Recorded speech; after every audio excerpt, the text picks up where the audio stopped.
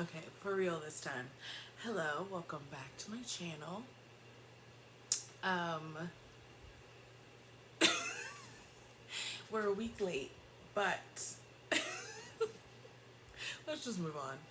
Let's just move on because I know only the most loyal subbies are even gonna watch this because the next video I promise will be up tomorrow morning to talk about it. My sister, I gave her money for our cable, right? And she still hasn't fixed it. Not that you care about that, but I'm like, when I turn it on, our Spectrum app doesn't even have ABC on it. And I'm like, doesn't everybody get like ABC, CBS, NBC on every package? So why don't we have it on there? Anyway, it doesn't matter. So I have to watch the newest episode on Hulu tomorrow morning. But that's not the point. The point is, I just watched the one from way last week because I'm late. And ugh, listen, that was the cliffhanger. Let's just talk about the cliffhanger because it's been a week, so you should know what the cliffhanger was by now. And it's probably been completely addressed on the newest episode, but whatever. So the cliffhanger was them getting shot at, and I'm like, you can't have them get shot so many times without repercussions, without any consequences to them getting shot, and then be like, it's a cliffhanger, they got shot at, and it's like, who cares? Like, they always get shot at. Like, that's not a real cliffhanger. Honestly, it's more of a cliffhanger as to like what's gonna happen with the kids or what's gonna happen with Jerry and Lindor Truffles. Anyway, let me actually get in. Great. Is this about the pillows or is it about me? Um, welcome to the cozy edition, the cozy 1 a.m. a week late edition of recap, review, reaction. Recap, reaction, review. Okay, let's just talk about the whole thing with the stupid hat lady and um, the waitress, etc. So, how many times are they gonna have the bad guys sit around meeting with each other and go, "Where's the drugs? I don't know. Where's the drugs? Where's our stuff?"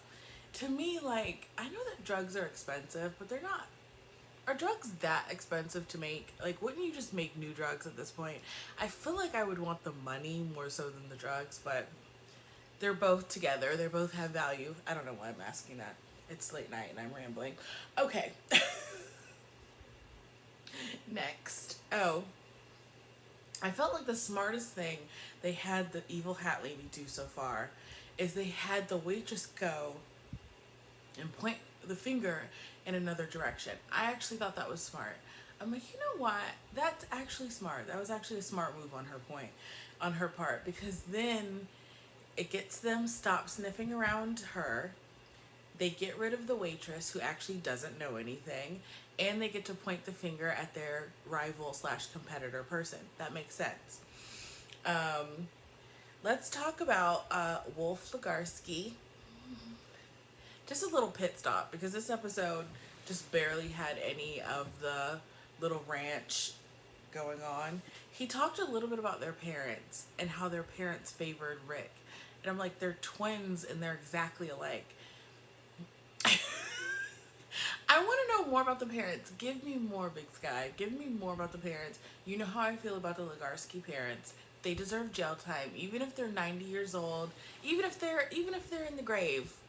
They deserve jail time. I don't know how you would do that post death, but they really set a scourge upon the world with those twins. Okay, um, I love that Scarlett is just go along with everything. He's gonna fix us. Like, she really became cult Barbie. She really became cult Barbie in 2 episodes. She's like so sold on everything they want to do. I'm like, get a life. And where's her daughter? Did we have that explained at some point and I forgot? I just don't know. Okay, let's talk about the meat and potatoes. The cop guy kidnaps what's his name, Bridger. Okay, how would he know that that's the crime that Bridger wanted to report?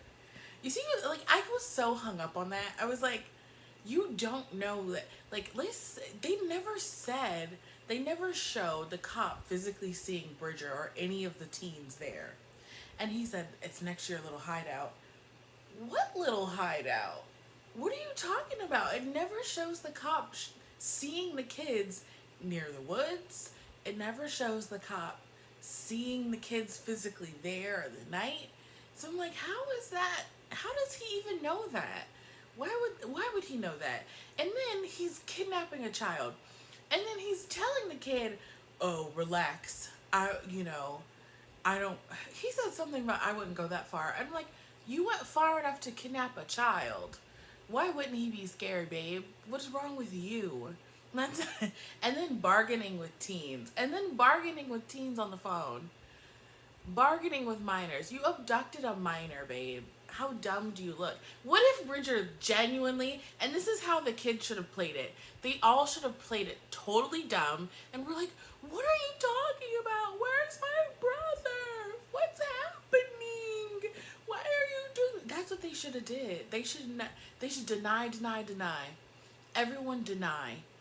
And then Bridger just giving everybody up, like, well, if you get your stuff, will all this be over? Like, Bridger, not you being the weakest link, not you snitching, not you singing like a motherfucking canary. I was so disappointed in Bridger.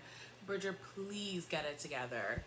Snitches get stitches, Bridger. Jesus. Um, and first of all, as soon as a cop called me and said I kidnapped your brother, I would be like, oh, okay, well, we're calling the FBI. I don't have any drugs. I don't have any money. You don't have a warrant.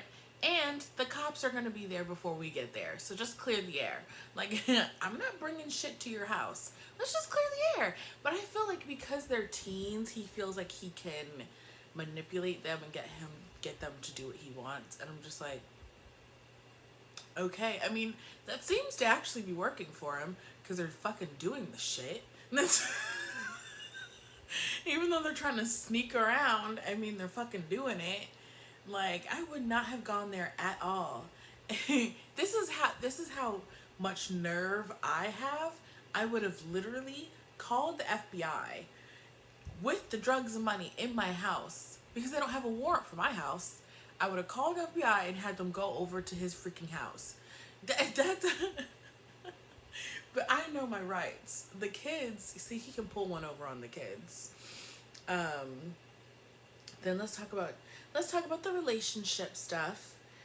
So, oh yeah, we already talked about them getting shot at and them trying to pull up. Who cares? Let's talk about Jenny and Travis.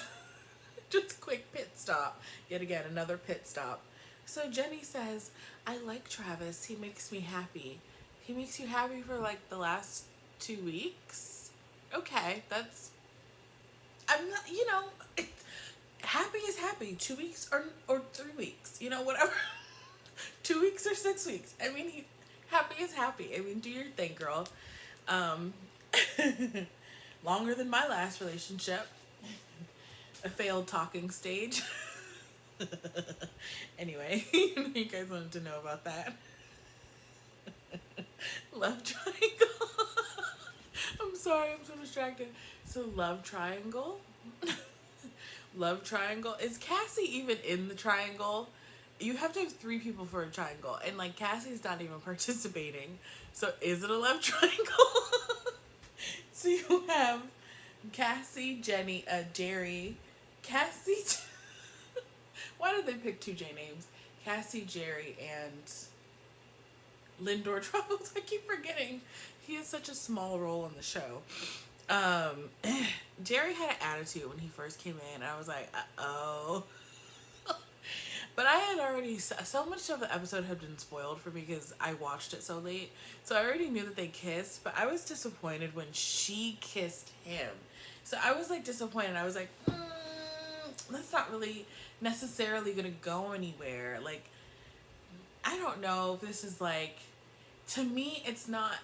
I think, of course, women or non-binary people can make the first move, but in my experience of life, not to say that this is like should be the standard for everyone. My experience of life is that when girls make the first move, or the feminine person makes the first move, or whatever, then it doesn't pan out how you think.